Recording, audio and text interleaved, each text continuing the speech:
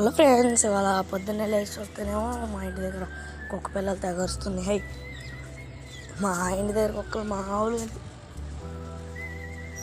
తీరా చూస్తే మా ఇంటి వెనక మనకు వచ్చాను.